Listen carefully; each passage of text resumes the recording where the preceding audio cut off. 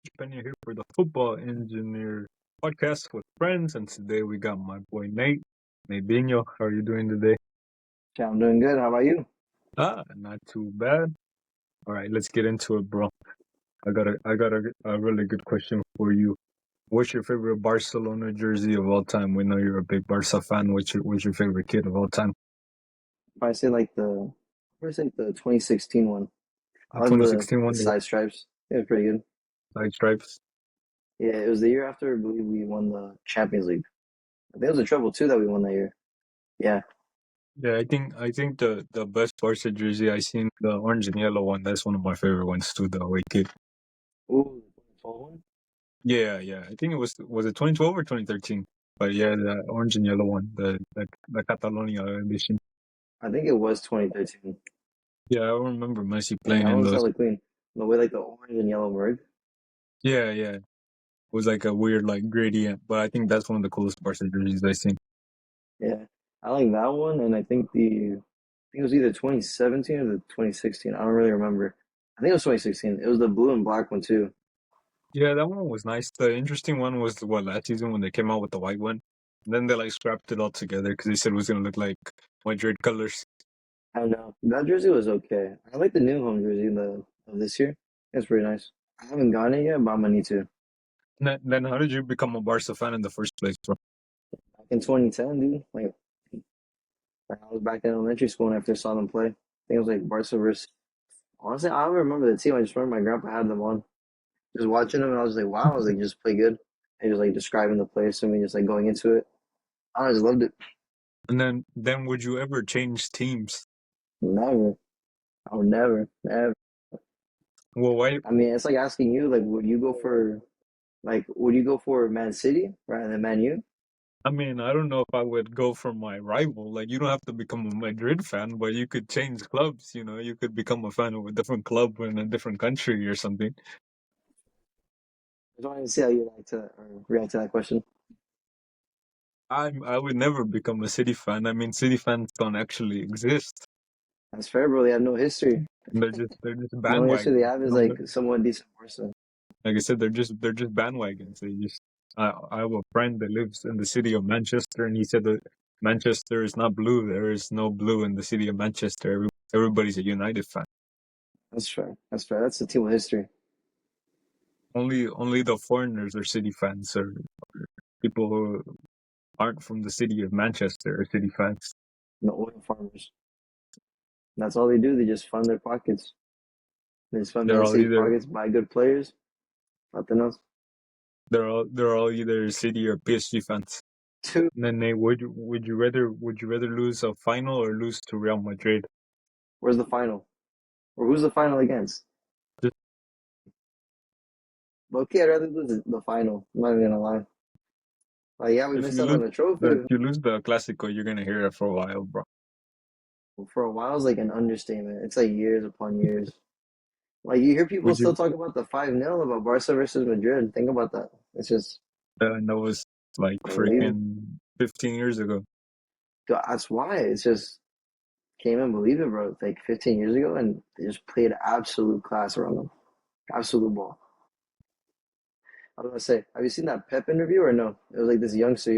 He was interviewing about I think it was the Negrega case, or yeah, he was talking No, I about. He was haven't. saying like, oh, how do you feel about them being? Oh, you haven't? No, I haven't actually. I don't think. He was asking him about it, and then he was saying like, "Oh, Barcelona are innocent," and then he was saying like, "My friend, you are so young. You didn't even get to see this team play in person. They were just class. We were just so much better, just so much better." And I was just like, "Damn, bro! Like he's talking like that. Like, he's backing it up. He had the trophies for it too, the accolades." That's true.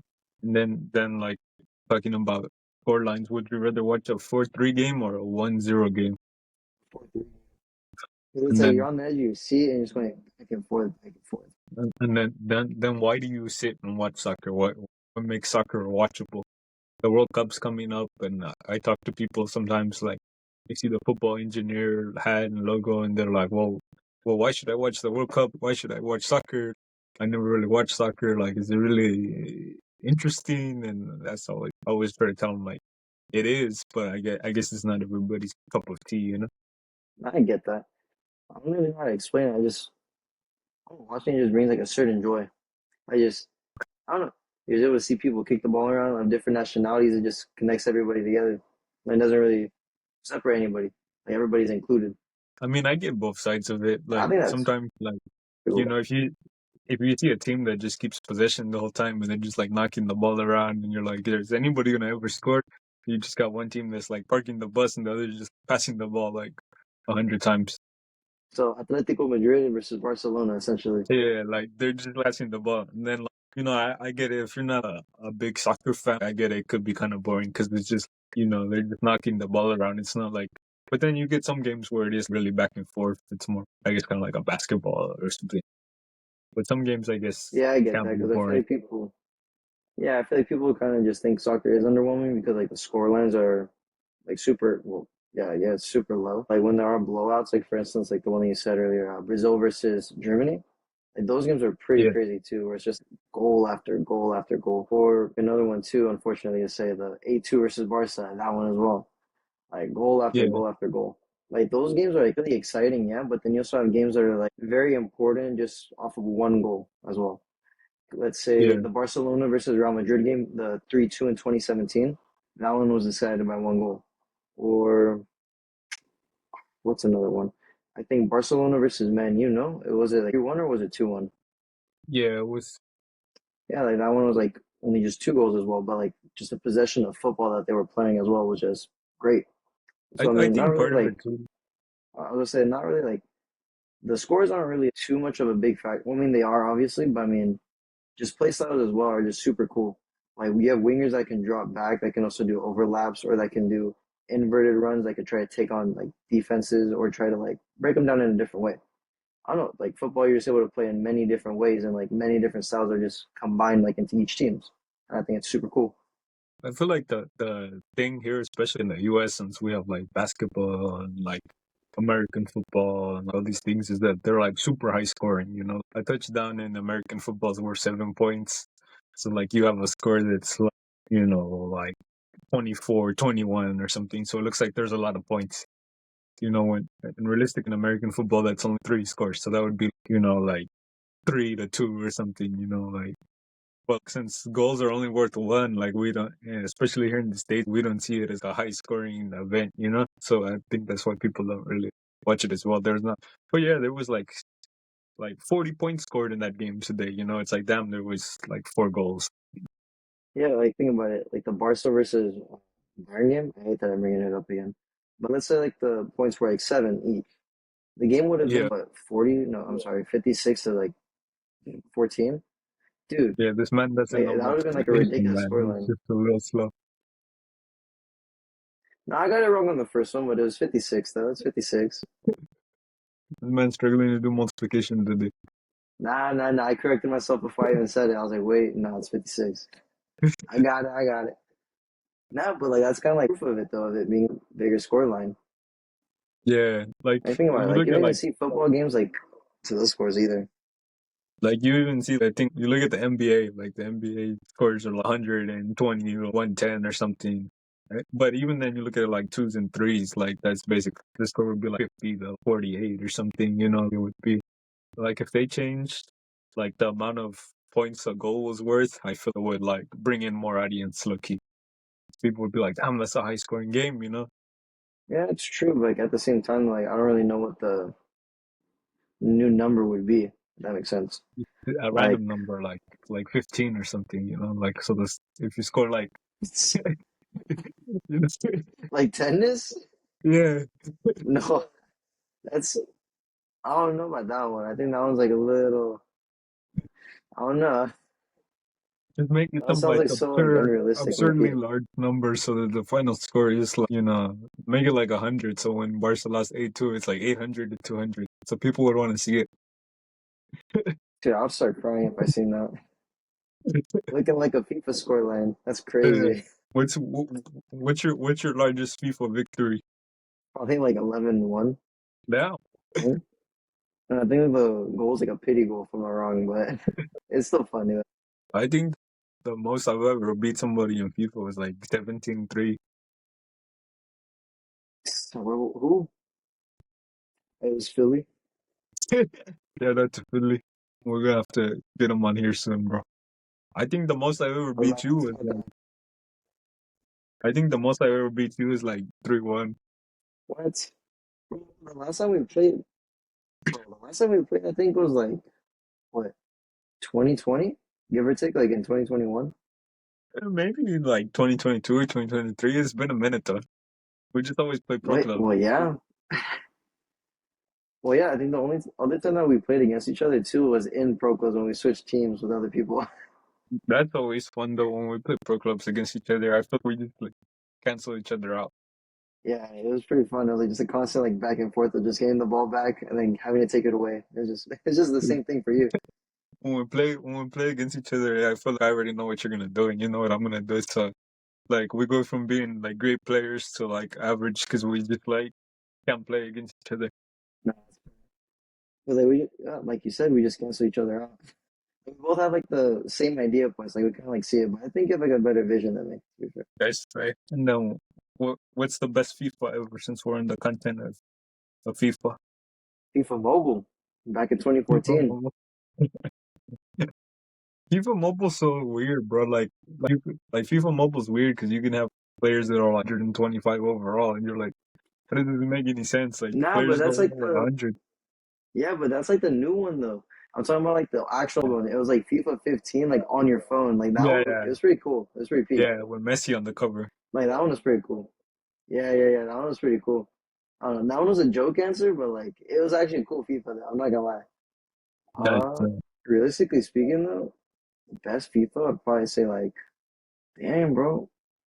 I don't But know. Like I'd probably say maybe FIFA 16. I really liked that one. FIFA 16 was really fun. when did you start playing FIFA? I guess would be a better way I to started give playing you an FIFA idea. in FIFA 14. FIFA 14. It's like prime FIFA.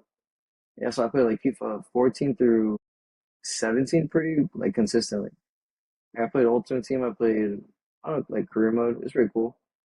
But I started playing like FIFA 18 and 19 because of Fortnite. Yeah, Hold on, I retired from that pretty quick, and I came back to FIFA 20. I was like, yeah, I'm not built for this. I don't really like this game. yeah. I mean, I really like FIFA 15. FIFA 15 was nice. FIFA 17 was cool. I started playing FIFA 10. FIFA 10 and 11 were honest probably two of the best FIFAs ever made. Like you, even now, if I put on like FIFA 10, FIFA 11 now and played it, it would be better than the current one. But yeah, I can see that to be fair. I I feel would like say like I like FIFA 22. It's pretty cool. I feel like the only difference between FIFA the old 23. FIFAs is that they had simple control. They didn't have any like the extra power shot and like this or that. They were either Yeah, like either like button combos or you couldn't do them at all. But like it was like FIFA 10 and 11 like produced crazy goals. They used to have goal of the week, and like anytime you turned it on, you would see goals of the week, and it would just be like random people like you could score bangers from 40 yards out just by hitting the power shot or just a regular shot. I mean, you could do power shot if the player had the trait like 30, 40 yards. Ronaldo scoring like just screamers from way out there. Every time you would log in, like you would see like goals of the week, and they would just be like insane goals, knuckleball finishes from like 40 yards out, and like I feel you can't even do that anymore. bro, not at all. Not in listening FIFA. I really, well, I played it a little bit, but I mostly just been playing like drop in. It sounds so nerdy. I mostly just been playing like the Pro Clubs one, there's like the drop in futsal one, or like the Okay, indoor one mostly, just so I could get yeah, yeah. like XP or whatever. But like, it's pretty fun though. I like it. It's not I feel bad. like the problem with the new FIFAs is Honestly, bro. that I feel like you would like it though. I feel like the FIFAs is that they're like the old FIFAs were like arcade games, but they were realistic, and now you could just do like skills. Like skills are too overpowered in the new ones. Like it's not in the old ones. Like passing was good, but it was very arcadish. It played very fast, and like the problem is now it's slower. I guess it's more realistic, but skill moves are now overpowered. Like it's still more video gameish than before because you're not gonna see somebody just like randomly do Rabonas in the middle of the field. Like not every player is gonna do a Rabona or a rainbow flick or something. Like Dude, that trick is ridiculous. I've seen that so many times in like a lot of clips where it's just a spin rainbow flick, like a 360 one. And yeah, I'm just like, what is this? The skill twins like in FIFA now? Like, okay. yeah, like not every player is Neymar. Yeah, that's like I understand he has 5-star skills, but it's just like I don't think he's able to do that. That's the thing. There's some 5-star baller. I've never seen that player in real life go out there and do rainbow flicks and stuff. He's a great dribbler, but I've never seen him doing video game stuff. He does some insane tricks sometimes, but he's not always just out there doing rainbow flicks and different skill moves and such like a roulette or like a elastico. yeah, yeah, and just they should So almost make a thing where you can only do so many in a game because you're not just gonna spam elasticos every time you touch the ball. that's true. Like you can have kind of a set, not I wouldn't say like a set amount of how many times you can use it, right? I feel like if you are constantly spamming it though, you should have the chance of messing it up. Yeah, there should be if Every you skill properly, you know what if I you mean? don't Like complete look the at first Vinny. one, you can only you should only be able to do 5 in a match or 6 in a match or something. And if you don't complete one, you lose that skill move altogether. It's like low key a little too much. I don't know about losing it completely though. I'd say more like having a longer cooldown on it maybe. I don't know if that would make sense, but I guess something along those lines in a way. Because Here's the thing: if you look at look it at from a Vinicius Junior for instance. yeah, Oh my god. Like no, look go at ahead. Vinny. He was trying to do that rainbow flick and he just messed it up completely. Like he Yeah, didn't even lift the ball up. Like he just straight up forgot the ball and they just took it from him. Or he saw it just left. Or it just got out of bounds. And you can have that too in the game. yeah, and then just think of it The ball slipping out of your possession. yeah, and then just think of it Like, from a realistic perspective. Realistically, players the most elite dribblers, like your Messi's, your Neymar, your Hazards, these guys only get past the player 60% of the time. So in a video game, because obviously it's not realistic, but to make it more realistic, you shouldn't be able to go past the player every single time. In FIFA, if you're a decent dribbler, you're going past every single time. You're not getting caught. yeah, low key. I mean, when I used to dribble hella, when I first was skills, I would say so. It's kind of like that. If you knew what you were doing, you're kind of just able to get past almost anybody. And it's not hard to know what you're doing, bro. I mean, yeah, realistically speaking, bro, you're just flicking the right stick around. You just gotta figure out which way to go with it. Yeah. So I don't know. We'll see. I mean, I guess that they are getting more realistic slowly, but I don't know. I feel with FIFA we go forward a year and it gets a little better, and then the next year they either give us the same thing or we go backwards. It's it's two steps backward, one step forward, and it's just okay. So we got Hmm. this taken out, we got this taken out, but we got this now. Okay, you know And what I mean? then yeah, Like and then you just got to kind of outweigh the bad with the good. my bad. It's not FIFA anymore. It's the AFC for all the young kids out there who don't know what FIFA is. Us old heads, we used to call it FIFA. It's FIFA at heart, bro. Realistically speaking, I might as well just call it PES if you really want to call it FC. But they are dropping a new FIFA is what I heard. It's supposed to be out next year for the World Cup, so that should be interesting. No, there's no way. There's no That's way. what I heard. Really? Yeah. I don't remember who's producing it, but there is supposed to be a new FIFA dropping in time for the World Cup. Classic I mean, FIFA they could game probably with have the FIFA frostbite. title I and mean, they everything. had frost. I mean, if they had frostbite do it, it wouldn't really be too bad. Think about it. They made 2017 FIFA and they made 2018, Yeah. and they weren't even bad games either. They were pretty good. I missed out on 18 and 19, but I heard that 18 was really good, from the World Cup. Yeah, yeah. It was decent. And I then heard that one was good, and then I heard that 17 was pretty solid as well. From what I remember too, it was. speaking of the World Cup, bro, what's the best World Cup you watched? Low-key, I'd probably say the 2022 one. Are you saying that because you're a Messi Like, fanboy, or you mean that? I don't know. I think I probably mean that because realistically speaking, the 2010 one was pretty sick. The 2010 one was pretty sick too. The 2014 one was as well, and the 2018 uh, 2018 one was as well. Jeez, I don't. No, yeah, that one was pretty sick too. But I feel like I was more active and more involved in this one. If that makes sense. I was actually watching and actually you know hoping Messi Yeah, would win. Back then, I was more like a kid, and I was just more or less watching highlights rather. But I don't know, 2014 one too, for instance. I don't even know if I would call that the best one I've seen because I just saw Messi miss the free kick, and then I saw Mario Götze score the goal, and I was just like, wow, and just heartbroken. Messi didn't win. And I was just, that's just terrible. Like, you know what I mean? I don't know if I would say Yeah, that's the best one because like that feeling of just sinking so low, or I don't know. 2018 one was cool too. Like hearing about the not Barcelona, but Argentina versus France, like that game was pretty yeah, sick. yeah. Like the Pavard goal, for instance, the Di Maria goal, just dude, the way that they were going back and forth was just it just shows how football is just a game that just goes back and forth, just good. Yeah, I think for me it would be 2014, but maybe I'm just a nostalgia merchant out here, bro. I just that was nostalgic, like even like all the promos, like the Nike promos, like all of that was just crazy, bro. For It was peak. 2014, that was just vibes for some reason. You had like James Rodriguez going crazy, bro. Like No, but the Asuka two ball, breakout stars, clean. 2014 was an amazing year, to be fair. and then I think like as a player too, like, you had like insane Adidas boot packs that year, like the black and white, Nike as F50s. well. Nike was on top I think too. Like it Nike was just like had I think overall like they it had was just hypervenoms, you very know? nostalgic. Yeah, hypervenoms. Yeah, dude, they're having hypervenoms. They're having like Majestas too. I think they were like barely introducing those. Yeah, yeah. Dude, who was wearing those? Iniesta was wearing those. I thought they were kind of like weird looking, like at first. But as the years like go by, I was like, damn, bro, like look, those are pretty clean. I'm not gonna lie, I'd wear them. Do you think the World Cup is still like the peak of football, or do you think it would be more like the Champions League or something else? Yeah, I would say the World Cup is.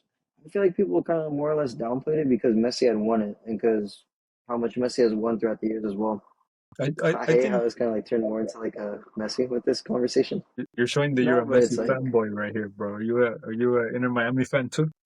honestly not really. I don't really watch it in Miami. Okay, you're not a Messi fanboy then. You're just a legit Barca fan. Yeah, because it's like I do like. Don't get me wrong. It's like it's cool he's playing for Miami and he's playing with Suarez and I think well Busquets and Jordi Alba. They recently retired. Shout outs to them, absolute goats. So they have no idea that I just shouted them out. They don't even care. We're about to tag him in this. Maybe we'll get a repost from Jordi Alba and Sergio Busquets. Hopefully, bro. He has the vision. He has the composure. He knows what to do. Yeah, he knows Nah, the but football engineer is where it's at, bro. The best podcast out here, the most composed. hey, bro, he's the brain. What can I say? Him, Xavi, and Iniesta, bro. And Solid team. then I Nah, guess, but but well, no, I was just gonna say like the about Inter Miami, like yeah, not really like too much of a crazy fan about them, but it's cool to see them win. You know what I mean? Like I like seeing that Messi's winning and Suarez is winning. Like, that's cool. But it's more like, all right, that's cool. You guys are doing your own thing, but like I'm more focused on Barcelona and I want us to win. Like, I want to see my team like thrive again. Like, you know what I mean? yeah, and then what do you think the MLS would have to do to like close the gap to Europe, bro? To like catch up in terms of quality and like player talent and things of that nature. I think take example from academies and just from like other like small institutes that are hosting football chances for players. Because like the Yeah, way that it's so expensive here in the U.S. is just really ridiculous, and you can't just like afford it after like a while. Like sure, you'll probably be able to do it for maybe like a year or two. that's true.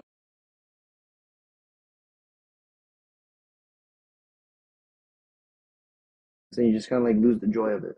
I feel like is how it would probably work. Because it after like a little while, it just becomes more and more like about money rather than like the Yeah, actual development of a player. that's true. Like Yeah, I your feel like we don't. development is, I feel like your development is limited to like how much money you have. If that makes sense. Yeah, I feel like we don't really have Like like the same opportunities in Europe, and then it's just like we also don't have the environment. We don't have the same fan environment. Like in Europe, you have the ultras, diehard fans of the club, and like yeah, they always bring the vibes. When you show up to a match, I feel like there are some vibes here in the U.S. Like at some of the games, some but I of feel the it's more environment. like football. Yeah, I think some of the environments here for soccer Like are the same, but not on the same level like American football. But then I guess the yeah, because question you is have like like super diehard fans.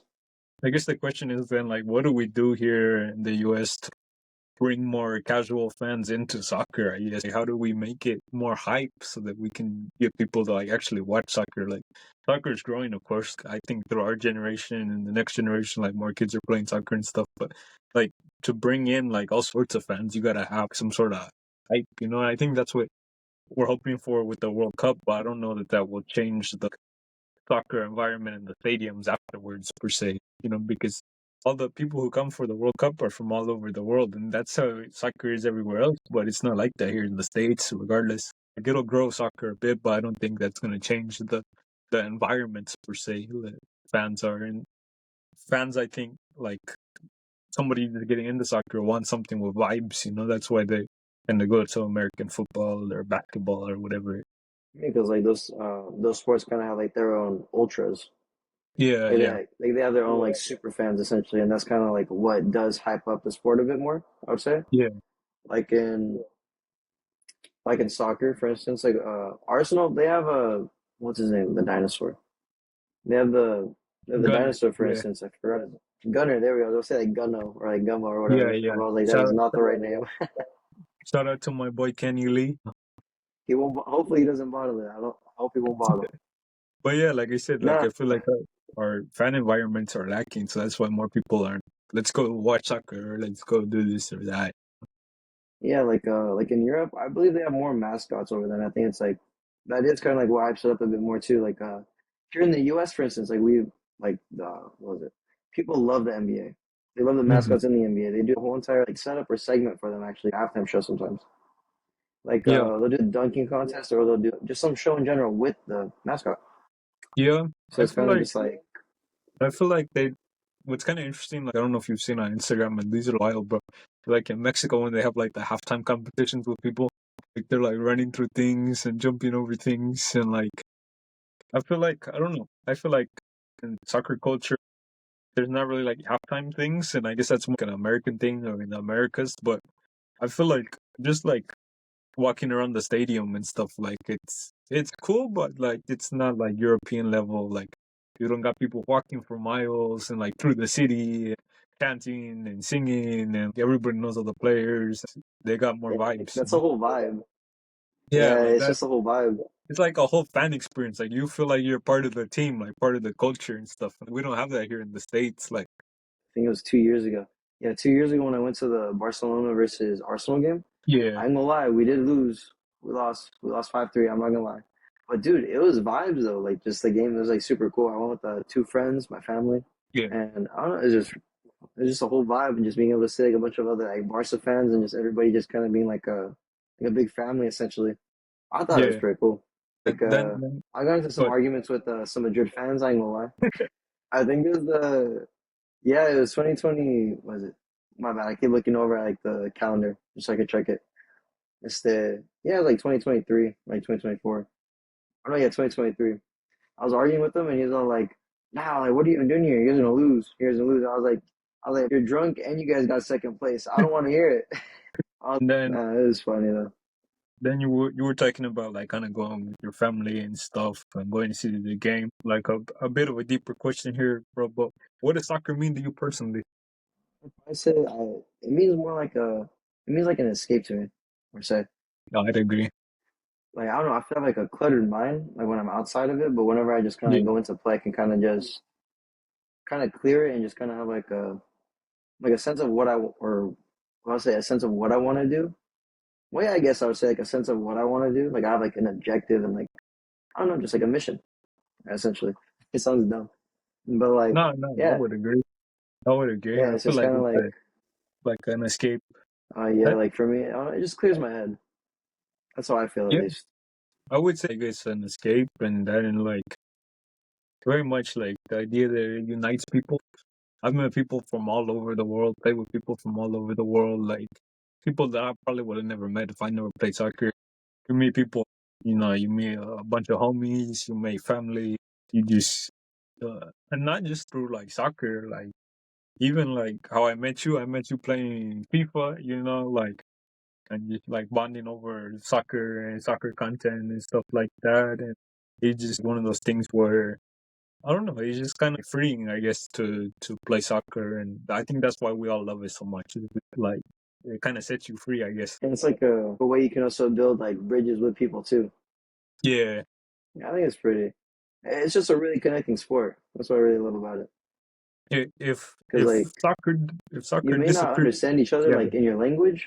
Oh my bad. yeah. No, go But ahead. like you may not understand like your language, but you can understand just like hitting the ball back and forth and just having a good time. Yeah, Like back then, I think in yeah, like about 9 years ago, I was about to say, jeez, I still can't believe I just said that. Yeah, like 9 years ago, I was playing club soccer. I think we were doing like a scrimmage or whatever, and we were playing against, and we were also playing with people that were like Portuguese. So then we're just hitting the ball around, and then I don't know, it's just pretty cool. Like, I don't really speak Portuguese, or like my Spanish is kind of like limited too. So I was able to speak to him like a little bit, and I just kind of got the idea like, oh, he's an attacker. Okay, he likes to do this, he likes to do that. All right, okay. And then my other homie, he was playing on my team. He goes, hey, like, you know Portuguese? And I was just like, no, I'm just kind of figuring out what he's saying. I was like, that's honestly, bro, he's just giving me some pieces. I'm just putting them together. that's fair. Like I played with some guys from Korea.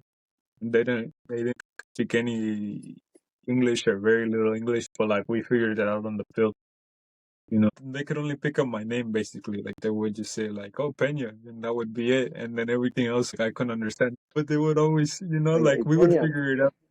Yeah, we would figure it out on the field. You get in the field and it's just you find that connection. You start to figure it out after a few minutes. Like maybe you can't talk to them, but you're giving like hand signals or smiles or something. Yeah, And you figure it out like yeah, pretty just like a quick. thumbs up or something, bro. Just like, Yeah, yeah, just like something, just like interacting. Yeah, yeah, and then next thing you know, especially you start playing well with them, like, they, I don't know. It's not like a way that they can like tell you that they like you, I guess, or that they're cool with you or whatever it is. But like, there's a mutual like respect, I guess. They start to, you could tell like like they'll be around you. They can't even talk to you, but they're just like happy to be around you. You're just happy to be around people that love the game, even if you can't speak the same language. yeah. It's like because you're just all being connected by like the same thing, or you're all being connected by the same thing. Yeah, I'll say the Yeah, same thing you all love. definitely. Well, yeah, everybody loves football. To be fair, And then, bro, this is most an people. This is an interesting idea, bro. If if something happened and they wiped soccer off the face of the earth, what would you miss most about soccer? Barcelona, bro. Just waking up and having to see my team, I'll miss them. I guess I'm supporting the basketball team now. Damn, gotta support them some way, bro. Wait, does this include? This includes like futsal too, huh? Like if they just wiped football off the earth altogether, Wait, bro. Like no more football. Like wait a minute. oh, I guess I'm going for the Barcelona handball team. That's true. I mean I watch basketball sometimes, but I think I would definitely get more into basketball. I think I would cry for like a month, bro. Probably if they wiped off football. I'd just be like, damn. I'm like, what you mean? Like, why you take it away? But nah, you're messing It's with like, me, bro. Like, what do you mean football doesn't exist no more? what do you mean, bro? Like, do I need to get the Galaxy 11 right now? Please tell me I don't need Yeah. to do that. I would be like, you know what? I'm leaving the earth too. I'm going somewhere where there's football, man. It's like, you know what? I'm gonna create football. That's it. Yeah, bro, just create it right there. And let's do some rankings here, bro. What? I'm gonna give you 10 Barca players, and you rank them 1 to 10. All right, Loki, give me a second. I got this for you too. And these are historical Barca players. I want you to rank them 1 to 10. Okay. We got Xavi Hernandez, This is terrible. This is already terrible. Right? I want to say three. 3. I don't Okay. know. Yeah, I would say three. I don't know. I feel like top two. Like number one is obviously Messi, but it's like top two is. I don't know. I feel like I could put somebody else at two. I'm not gonna lie. Right. We got Iniesta. Exactly my point right there. Oh, I should have put Xavi at four. And yes, that too. Just what he's done to the club, man. Like I can't deny it. We got Johan Cruyff. Dude, this list is just terrible. I should have thought about this a little more about that placement earlier. I'd say four. Damn, bro, this is gonna be terrible because I'm just thinking like these are great players and like I don't know how to rank them. I'm thinking about it because it's We like got two center all right. mids and now a striker. Next we got Oyogo Bonito himself, Ronaldinho, Ronaldinho Gacho. All See, that's the annoying thing. I knew he was coming up. He's gonna have to go right, at six. that's 6. Okay. This list is gonna keep going down. Another Brazilian, R9. He was only there for a season though, so I mean, but he had a great season. To be fair. He's gonna have to go at seven. He participated with the club, but actually, no, no, no. Put him at nine. Put him at nine. He switched over to Madrid, so he's going That's at nine correct. for our nine. Okay, we got El Capitan, El Capi, Carlos Puyo. He's gonna have to go at seven. He's a goat. He's a goat. I'm just Okay, waiting for the one name. we got Rafa Marquez. Absolute goat. Absolute goat. He's either gonna go at number eight, but he's just a goat, man. And He's then the only Mexican that's won the Champions League, no? I say he's the only Mexican that's won a Champions League, no? uh yeah, oh, Yeah, because he won in another 2004 with Barca. then I got another good one for you. Diego Armando Maradona. He shouldn't be at 10. He shouldn't be. Bro, if the last one is Figo, I'm gonna start crying, bro. So Maradona at 10, 5, or 1? No way I saw at five. Yeah, I'm gonna put Maradona at five. Oh my god, I didn't Okay. realize I saw at five. Thank you. I just skipped over five completely. Oh my god. And, and Sergio Busquets. Oh wait. Number 10. Number 10. The GOAT himself, he's gotta be at 10. I would put him at five. And then number I would put 1. him at five because they would have I mean, this is your last option, so Messi's got to be number 1. Messi's got it. He's is always in the heart, bro. He's always in the cards. So this is He's what gonna be your number one your no list matter looks. what. This is what your list looks like, bro. Messi at 1, Iniesta at 2, Xavi at 3, Cruyff at 4, Maradona at 5, Ronaldinho at 6, Puyol at 7, Rafa Marquez at 8, R9 at 9, and Sergio Busquets at 10. I mean, low key though, it's not really too off of a list. I don't really know. Like you're going off of like Barca players and like straight history. Yeah. Like low key, it's kind of like fair. I would say. I don't know. And the only thing I'd probably switch in that list now that I am thinking about it is more like R9 and Busquets. And Fair I think that enough. list would sound like a little more realistic. That's That and fair. probably I like mean, I mean, it's a tough list, man. They got a Maradona lot. with. They got a lot of legends. I didn't even. I mean, we could have did like a list of 20, to be honest, and like it would have been a hard list. Like I Bro, easily I would could have have. lost track. I would have lost I track. could. I could have easily included Romario, Ladra, Coleman, Victor Valdez, Jordi Figo. Alba, Dani Alves, Eric Abidal. Like so many players. Dude, yeah, just Victor Luis Valdez, Suarez, who else? Jordi Neymar. PK, Jordi Alba. Yeah, I was expecting like Suarez or Neymar as well. I was just like, I don't know if he's gonna put one of those two out. I was like, they shouldn't be number two though. I was like, if anything, it's probably like Iniesta or Xavi. Yeah, I went more for the like historically classic ones, I guess. Actually, no, this could make sense. I have a top 10 for you. I want you to rate these 10. Okay, It's gonna be what of are they? 10 coaches though. 10 managers? Okay, I got this. All right, Sir Alex Ferguson. That's my guy. I'm a United fan. That's probably one of my biggest inspirations. So for me, there's nobody better. He's number 1 for me. Jose Mourinho. For Mourinho, let's do Mourinho at 5. Five. Yeah, All right, I like his personality. He's a bit crazy. It's always fun to watch him, but I've never been the biggest fan of his tactics. So he's gonna be 5 for me. that's fair. That's fair. I think I'm the special one. Sometimes And good, then, sometimes bad. where would you put Pep Guardiola? Guardiola, I'd put him. I'm gonna shock some people, but I'm gonna put him at 3 Any reason? because I think there might be some better managers coming, or more like historical managers coming. So I'm gonna put him at 3 just to be safe. I'm just gonna throw this one in here. What about Xavi? Xavi, 10. Not that I don't like Xavi. I Oh, love Xavi as a player, but as a manager, he's still inexperienced for the most part. So you show off Frank Lampard. He's not part of this list, but just throwing the shade at him. How about Vincent? How about Vincent Company? company 10. He hasn't 10. won. Yeah, he hasn't won anything. You just put Xavi at 10. No, I put Xavi at 9. Oh, wait. I didn't hear you.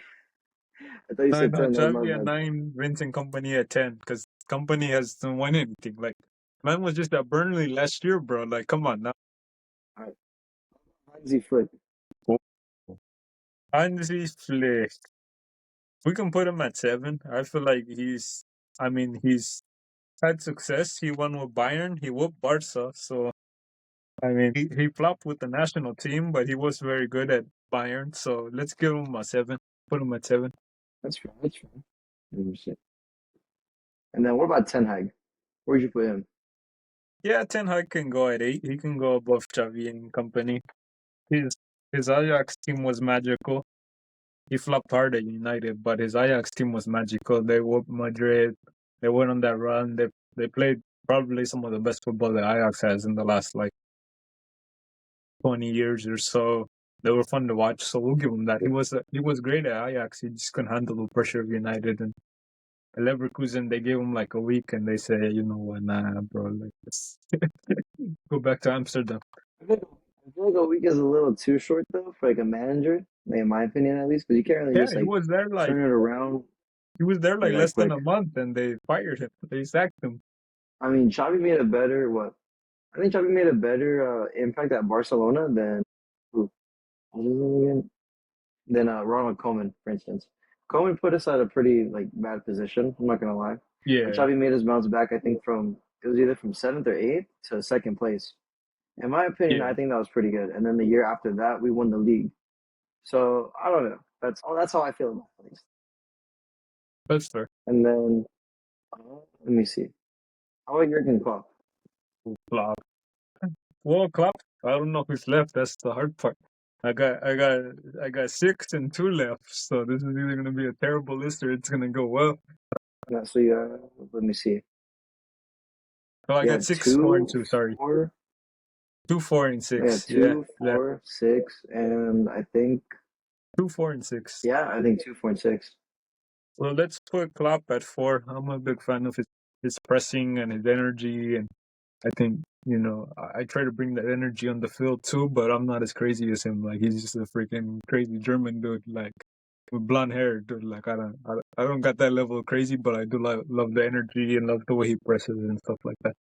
Yeah, the way he just like interacts with the fans too. That one video where he's Yeah, just going all the like, players love yes, him, like the way he yes. interacts with them, and he brings good vibes for the fans and everything. And like when he sits down and talks in interviews, he's a cool dude as well. So I got 2 and 6 left. Carlo Ancelotti. Ancelotti, Don Carlo. Let's put Ancelotti at 2 just to be safe. Because if it's somebody else and Ancelotti comes in at 6, then it's like, and Ancelotti is just vibes. He's just like out there smoking a cigar on the bus and like talking to fans and he's, he's chewing gum all the time. Like he's just vibey. He was a great player as well. People don't really understand that he was like a world class player in his day too. Like he's just underrated as a player. And how can you argue? He has all the Champions Leagues, man. He's most of the Champions Leagues in the last since the late '90s. And he had a great Parma team in the With different 90s. teams as well. He had a great Parma team with Buffon and Cannavaro and those guys in the '80s. He had a great AC Milan side. He managed all the great strikers, a bunch of good attacking midfielders. You can't really argue with that. Yeah, I mean, he's made like a lot of good teams to be fair, from different teams as well. It's insane. And then for the last player that's going to go into sixth, and Arsene Wenger. Yeah, yeah. Let's do Wenger at 6. I'm perfectly okay with Arsene Wenger at 6. That's a Now, pretty good list.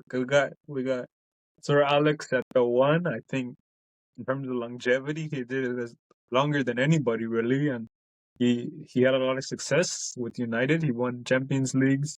He was great at Aberdeen. Before that, he beat Real Madrid in the European Cup, and there were games like when we whooped Arsenal 8-2, where we played with like 8 defenders and 2 forwards, and we still won. Like we always found a way to win, so I'll take that. Ancelotti's a good 2. He's got all the trophies.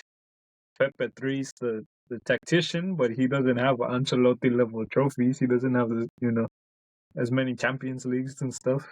We got Klopp at 4. He's he's modern. He's won the Champions League as well, so he can deserve to be there. Mourinho at 5, the special one. He's done it all. Then you got Arsene Wenger at 6. He only won the Premier League. Like he didn't really win anything else but the Premier League. So and then you got yeah, Hansi those got Flick at vibes though. 7. That's true. With he's rocking the parka, the long jacket. He's looking like all the everybody's looking like him now that it's cold, man. That's the new trend I've been seeing on TikTok. All the women's clothing right there. They're all looking like Wenger now. Yeah, he brought the style 20 years before it happened, and then of course Hansi Flick at 7 is a good shout. He's above Ten Hag and Xavi and company, and I would say that's true. He's got the Champions League. He's managed Germany.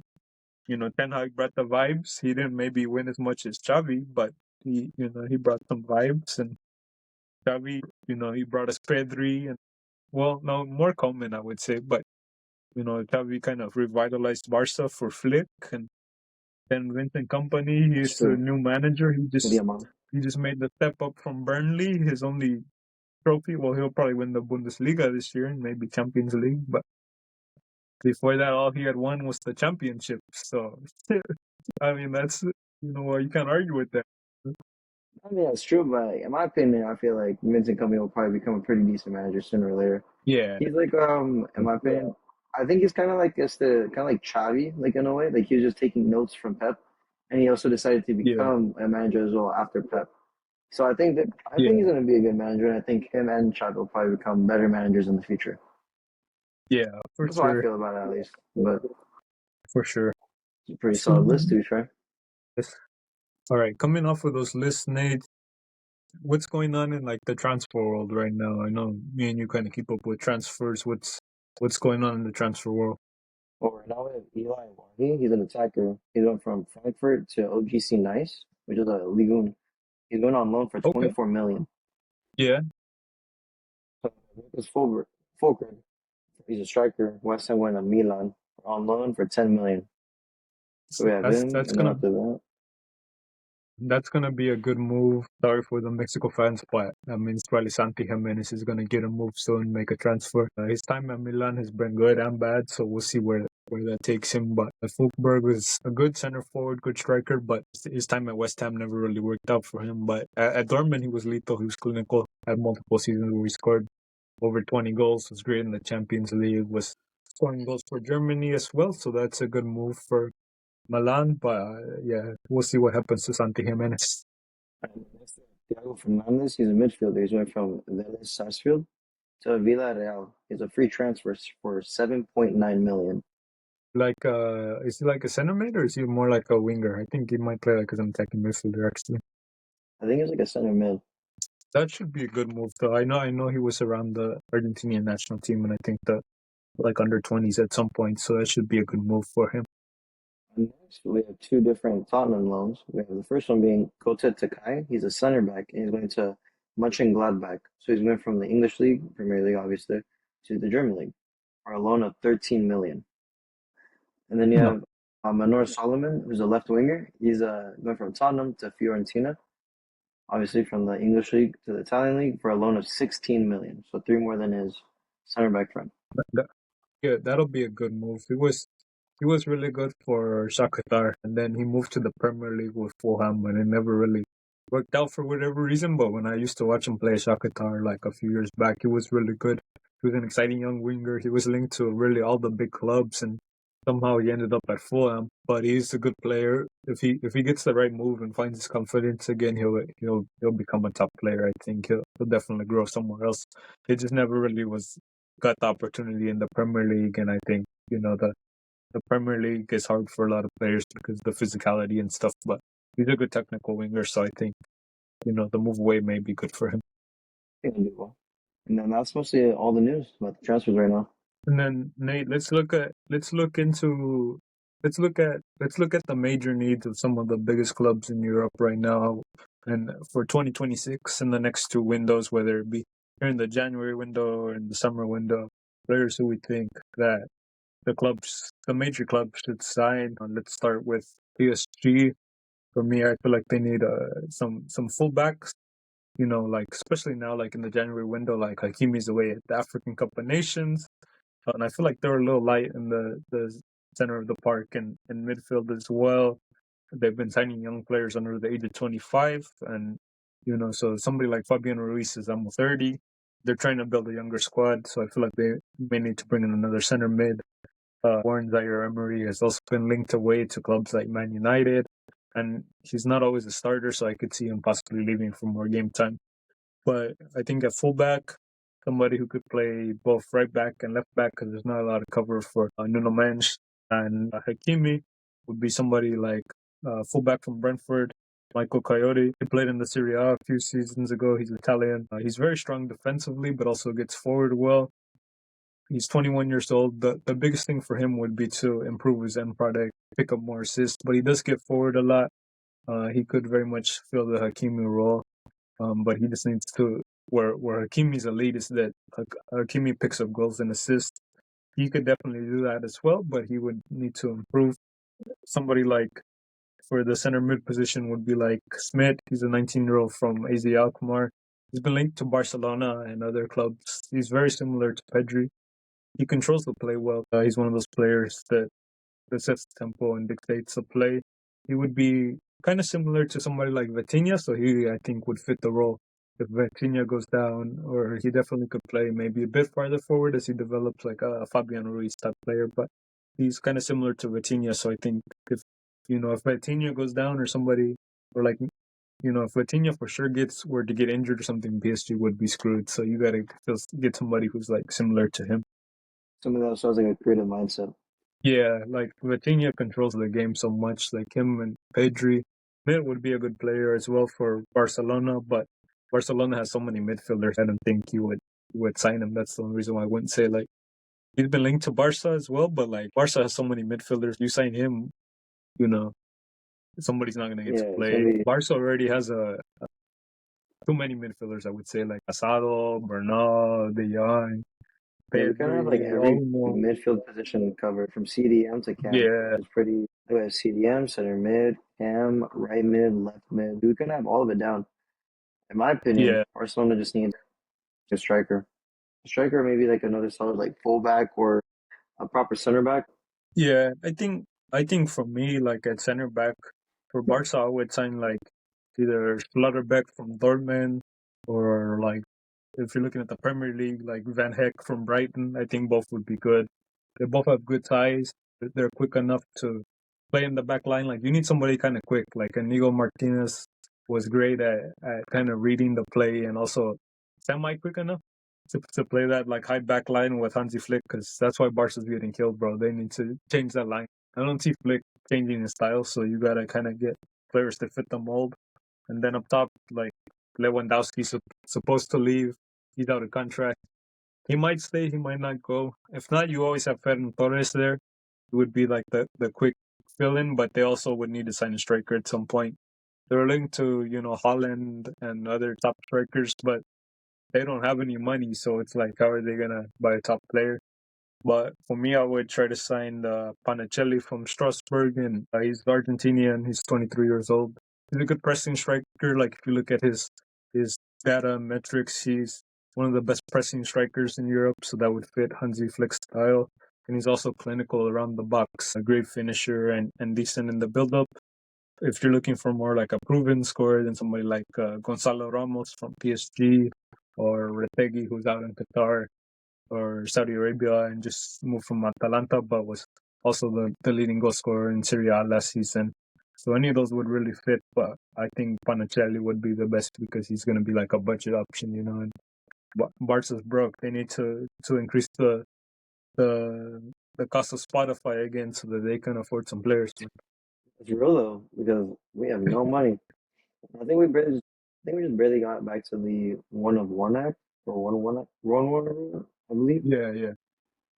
Honestly, I have no idea how much of this like financial thing works with it. I'm pretty happy that we're back onto that rule, but it's just more like, why is it taking us so long to be back on that rule? Yeah, at one point, they were even like, you could have your wedding inside the Camp Nou so they could make money back, bro. They were doing like everything. Like, if you wanted to go into the locker room, you could pay for that, like everything, bro. They were just like, Barca was just like pimping out the club to make money, bro. It's essentially what we were doing, bro. We were doing it. We were just selling it on the corner. Really about it? Nah. And then let's see what other clubs think. I think Madrid needs some major signings as well. for Madrid. I think they need a striker who can kind of help with Vinny and Mbappe. 'Cause, Vinny and Mbappe are good at getting them behind. They're good at running at players, but with Mbappe up top, like they're expecting him to serve as like the main striker in the build up, to hold play up and stuff, and that's not Mbappe's strength by any means. So I'll probably sign somebody like Victor Osimhen. He's strong, fast, good in the build up, clinical, and I think he would definitely occupy the defender so that Mbappe and Vinny could do their thing a bit more. And I feel like they haven't replaced Kroos and Modric. They're definitely struggling in the middle of the field. They play what I like to call donut football because they only play the ball on the outside of the field and up top and through the back. But there's nobody to control the middle of the field. So somebody like Adam Wharton from Crystal Palace, who's more like a ball playing CDM, or somebody like Angelo Stiller from Stuttgart, who's more like in the role of Tony Cruz. But for me, an underrated pick would be somebody like Billy Gilmore from Napoli. He's very much the same size and build as Modric, as Luka Modric, and he's hardworking. He plays a lot of progressive passes like Modric. So I think he would be a great fit for them. And then at center back, either somebody like Konate from Liverpool or Mark Gahey from Crystal Palace. Both are physical and quick.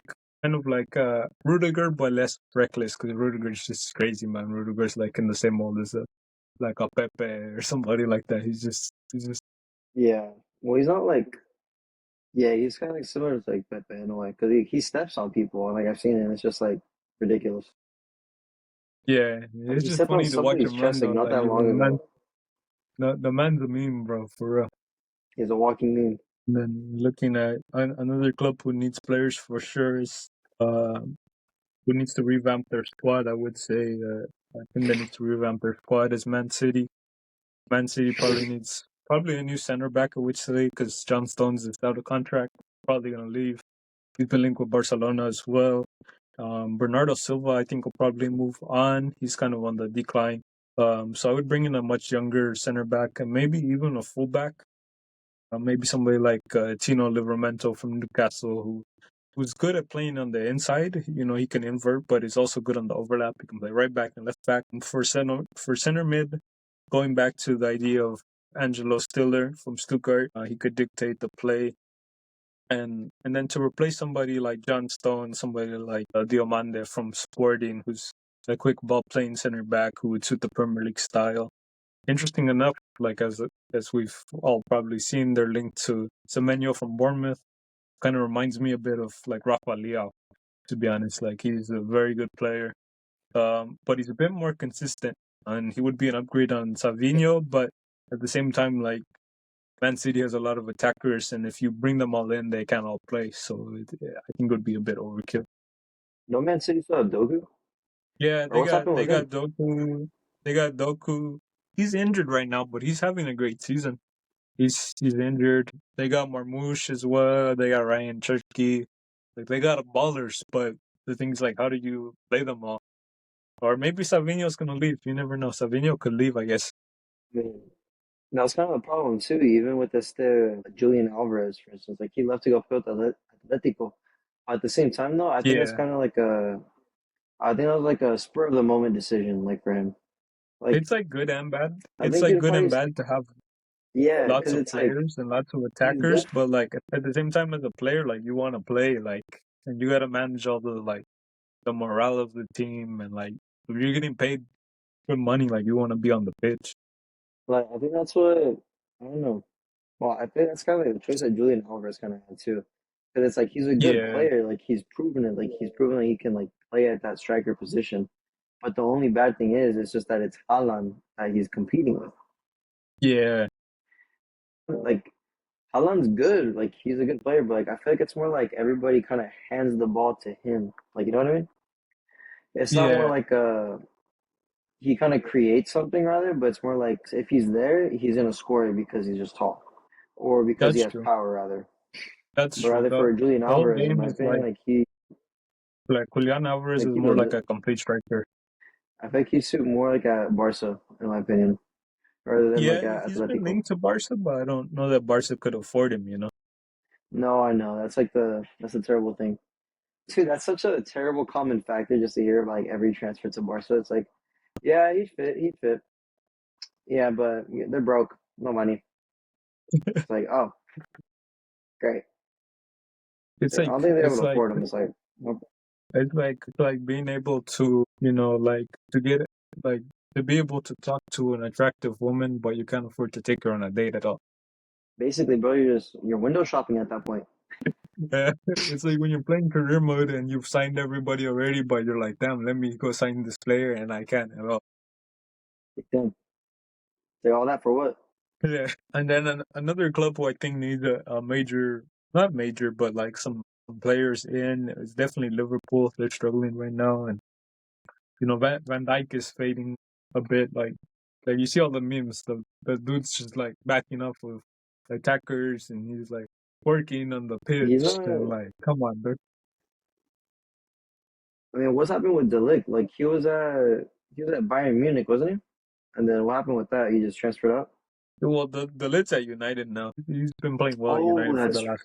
Yeah. He's been there for a few seasons. He's been playing well. Like you said, Van Dijk is fading. Konate looks like he's gonna leave in the summer, possibly to Madrid or somewhere else. Joe Gomez was probably gonna leave as well. So they definitely need to kind of rebuild that back line. They signed Kirkes in the summer. He's been struggling. Andy Robertson is getting up there in age. He's probably gonna leave soon. Salah's on the way out, it looks like. So they need a lot of players to come in the next few windows. Probably a center back, left back, winger, and maybe like a more defensive minded CDM. So it's center back. There's from Leipzig, there's a center back called Lukeba. He's very much like a Van Dijk type player, but he's left footed, athletic, and a bit more aggressive into the tackle. I think he'd be a great replacement. I'd also sign somebody like Lewis Hall from Newcastle, left back. He's defensively strong, solid on the ball, could invert into the midfield as well. For CDM, sorry for this one, Nate, but I would have him sign Marc Casado from Barcelona, because I don't think he's getting the game time that he deserves. He would be a great player to bring in. And then at yeah, winger, that's understandable. yeah, I think he's Yeah, gonna maybe move from just Barca game soon. time. I Yeah, know that's and a then at very winger, unfortunate thing too, because I really want to see him wear the captain's band. My bad for yeah, interrupting. no worries. And then at winger, I'd bring in probably Rodrigo from Real Madrid. I think he would be the ideal replacement for Salah in terms of style. I think, Him he and can Casado create would be and nice. score. Yeah, I think Rodrigo can play, he can play right wing, he can play left wing. I feel like he can create and score. For me, if he found some game time and was more consistent, I think he could be better than Vinicius. That's my take. He'd be better than Vinny Jr. right now. I believe it. But that's my take. I think those would be solid, realistic transfers for all the teams that we just mentioned to improve, but also stay within budget. Liverpool has some cash. Barca's struggling to afford players, and Real Madrid and Don't worry, we'll PSG sell will some always be grass. Real Madrid and PSG will always be big spenders. That oil man. Yeah. All right, now I got some quick fire questions for you. Would you rather be a star Oh, player or an elite coach? star player. Would you rather win the treble or go unbeaten? Well, if I were to go unbeaten, doesn't that mean like I'll get the treble? uh, So I no, think I'll I go guess with maybe more unbeaten. like I'll go with unbeaten. man. That Oh wait. that's true, but look at like Bayer Oh, Leverkusen. They but you mean they like in like they a? went they went yeah. They went invincible in the league, but then lost in the Europa League final. So I'll take would the you let treble. me I'll take the rephrase that? treble. We get the league title. Yeah, would you rather win the treble or be invincible in the league? I guess would be a better way to put it. I'll say the treble because you can still get draws and like you can still win in the league. That's true. We, would you rather have VAR or scrap it all together? VAR if it's used right. Yeah, and then Because if then it's not gonna be used right, you might as well just scrap it. well, that's the debate. What do you use VAR for? Like now they use it for everything. Like there's no they use it for literally everything. Like the ref doesn't do anything. Like the ref blows the whistle like 2 minutes after the play's done. Like they just let them play, and then it's like, was it actually onsides or offsides or was it a handball? Like I feel Sometimes the well, that's VAR happens like 10 that's minutes what I after mean the though. play. Yeah, No, but that's what I mean though. Like they should just do the VR like right then and there when the play has happened, and then they could just like low key pause the game for a quick second, get the VAR checked out, and then boom, get back into the game. That's how I feel about it. yeah, At least I don't think it's too big of a deal to stop it real quick. Because I mean, think about it. They have scheduled water breaks too whenever like it's hella hot. It wouldn't be that yeah. bad to just quickly check a VAR. And then Prime Neymar or Prime Hazard? Prime Neymar. I mean, Hazard, he was going different, but I mean, Neymar was just levels, bro. I mean, so was Hazard, but Neymar was just like levels. He was getting comparison to Messi and Ronaldo. Like he was like dead ass just number three. That's fair. Now, would you rather have a beautiful loss or an ugly win? Well, wait, what do you mean? Like your team plays beautiful football and you lose, or would you rather win like a ugly win, like just grind out the game? An ugly win. Gotta win at any cost, bro. That's fair. Then would you rather score one screamer or like five tap-ins? Do we win the game? Like off the screamer, or do we just, Uh, or do we still lose? no, I'm I'm just taking the saying, like, screamer. would you rather score like one screamer or five tap-ins? I'll say the screamer. This man's after clicks. He's a highlight merchant. I have to be wrong. Like, Would you rather play for one club or play for all the top clubs? one club only. There you go. And would you rather watch football alone or with friends? With friends. Fair enough. And then would you rather sign an academy prospect or a superstar signing? You're the manager. You get to sign an up and coming star who's the future, or sign a superstar now. How old is the superstar? Like, is he in his prime? So like he's just past his prime, maybe like early 30s on the decline. You can either sign a superstar and he'll be good for a season or two, or sign a up and coming academy product with a lot of potential. I'm gonna put minimum, bro. Get the prospect. There you go. That's a great choice right there. Like, you can get some Yeah. shirt sales out of that the old head, but I don't know, bro. Longevity. I look at it like that. Yeah, that's true. But at the same time, if you sign the superstar, maybe you win now. Maybe Lamine Yamal's not gonna carry you. Yeah, I mean that's true, but like, give Look him at all some Lamine years. Come Yamal. on. Look at Lamine. Look at all now. Has he taken them to the Champions League? Not yet. I mean, not yet. That's the key thing, though. Not yet. Not yet. Just Probably wait. not You this gotta season wait. either.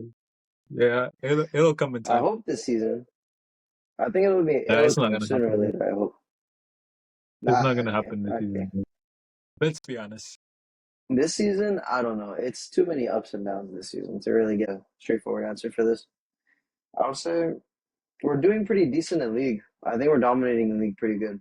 But it's kind of the same thing as I think it was last year or 2 years ago. But we weren't really executing in the Champions League against bigger teams.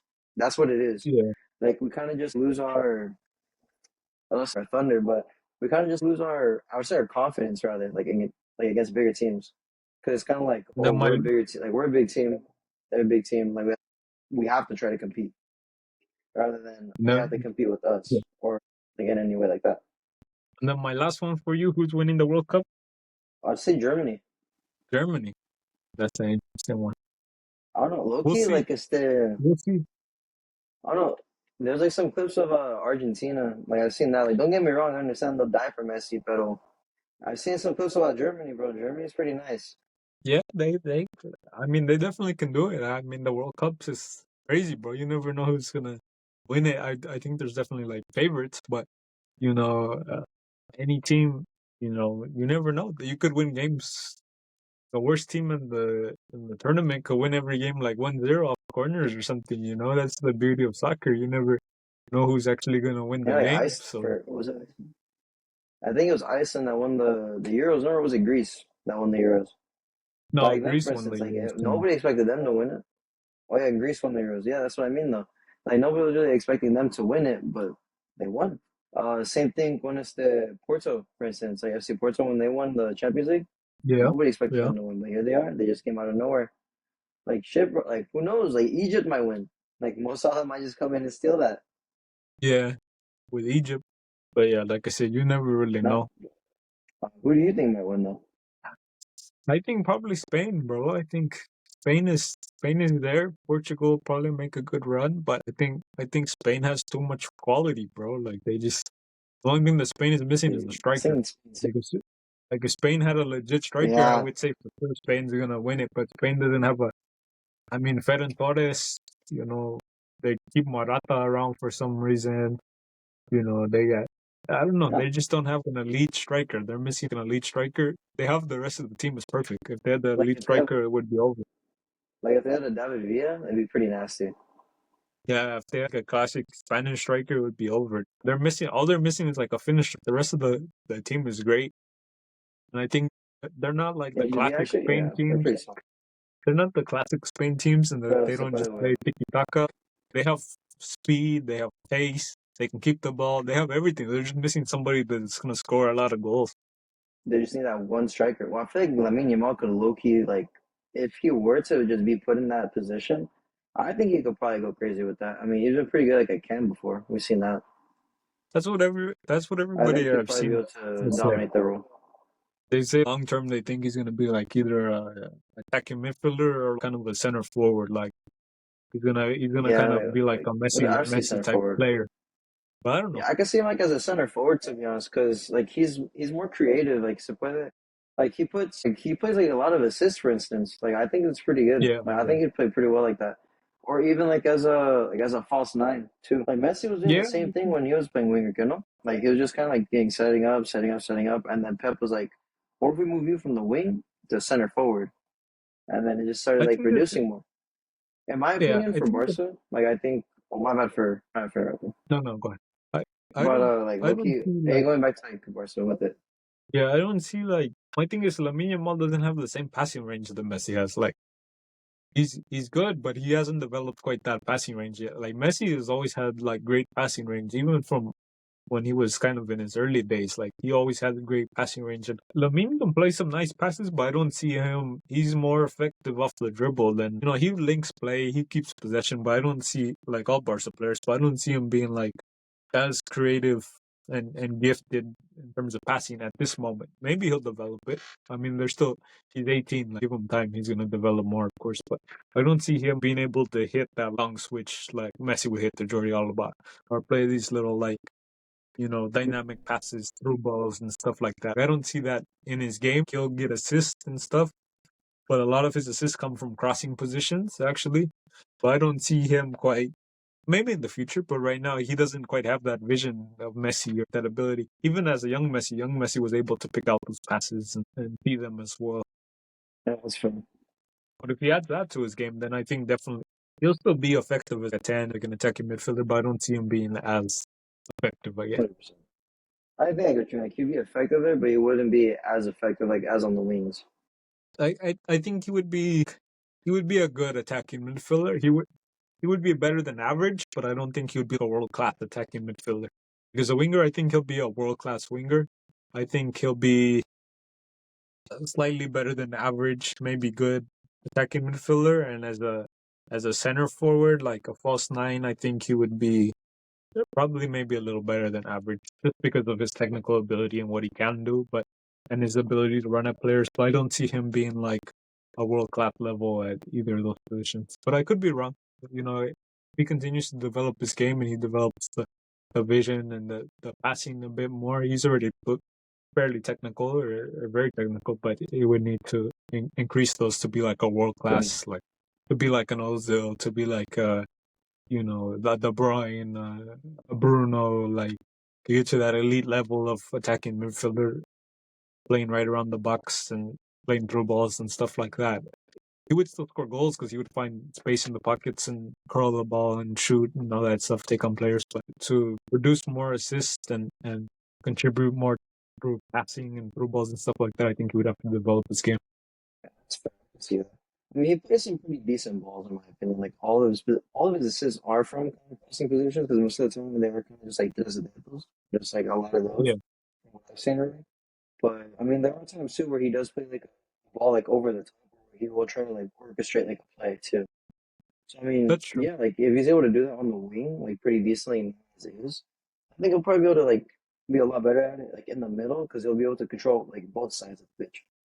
Yeah, I But think I mean, it's like you said though too. Like he's not really picking out or picking those passes out like Messi too. Like at this young age, so, like he's able to like I think he's able to see them and like understand like if he's able to hit them or not. You know. yeah, I And kind of like I don't know. I Rafinha. feel like you I said kind as of like well. Just give him time. yeah, I kind of like Rafinha as a cam. I think he's more like a transition player than a possession based player. But like when he picks the ball up, like he's looking to transition. So like on counterattacks, when they play him as the cam, he's very good because he gets the ball, he turns, and he's just like looking to release Rashford and like runners in behind. So he's like kind of good as a cam because he kind of reminds me of, I guess, a Bruno type player in transition that he can pick up the ball and just like he's putting players through every time on the transition or he's turning and running at players. Whereas, yeah, I feel like somebody like Olmo and Fermin are more Barca-based players, more possession-based camps. Like they're gonna kind of recycle the ball. They're gonna they're gonna be more dangerous around the box. But like Rafinha, I think he can do both. Like he's kind of a transition player, so he picks up the ball and he's like, "Let's go!" Like he takes it on the half turn and he's looking to play the ball right away or attack players right away. Whereas Olmo and Fermin, I guess, are more like possession-based players. They're waiting to bring players into play and stuff like that. Yeah. So, yeah, you see it in their game too. I mean, that's kind of how they are like trained into like from Barca. That's what That I'm they're kind saying. of just like made to keep position. That's why I kind of feel like Lamine might struggle as a cam because I feel like he gets the ball and he goes in wide areas, but in wide areas there's a lot of space to pick up the ball and go. And as a cam, like there's not always as much space to take the ball on the dribble and go. And I feel like he would become more like a possession-based It's more player, and that would take faster. away his I would take away his creative freedom where now he does what he wants. And the center of the field, he could still do what he wants, but I feel like given his Barca background, and He'll be more he would be restricted. more like a yeah. Whereas now, like out wide, you just get the ball out there and you let him do whatever he wants because there's space. The Yeah, Kunda doesn't he really plays overlap a like lot. pretty similar to Neymar.